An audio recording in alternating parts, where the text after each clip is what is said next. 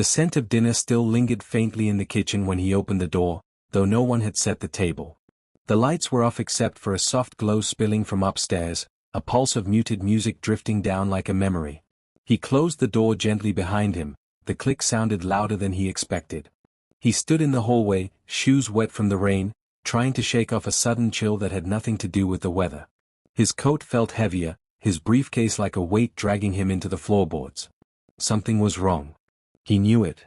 He'd known it for weeks but refused to name it. He climbed the stairs slowly, each creak of the wood echoing like a warning. The glow from the bedroom grew brighter. Laughter floated out, not the warm laughter he remembered from lazy mornings, but something sharper, breathless, intimate. He stopped halfway up, hand gripping the banister until his knuckles turned white. A dozen images flickered in his mind at once: her shy smile the first time they met, the vows they whispered under a fading sunset, her hand resting on his chest as she fell asleep. All of it now felt like an old film reel fraying at the edges. He reached the doorway. The door was ajar, a thin line of light cutting across his shoes. Through that line he saw movement, two silhouettes, close, tangled, whispering. Her voice, a voice he'd built his life around, sounded like a stranger's. Time slowed. His pulse hammered in his ears. He felt as though the house itself were tilting, the walls pushing in on him. He could have burst through the door, screamed, demanded answers. Instead, he simply watched, silent, invisible. Then, with a small motion, he slid his wedding ring off his finger.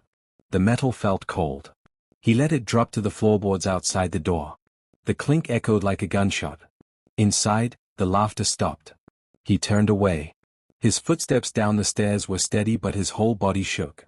He left the briefcase by the door, left his shoes on the mat, left the smell of dinner and the life he'd known.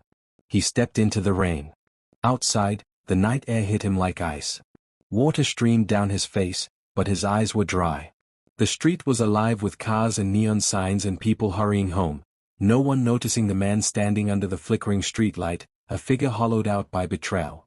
He raised his head to the sky, raindrops sliding into his open mouth like salt. In that moment, the silence around him was deafening. He knew he couldn't go back. Something had ended upstairs, and something else, something unsteady but his alone, had begun here in the street. He took a step forward. Then another. The camera would stay behind, fixed on the empty ring glinting on the wet pavement, as he disappeared into the night.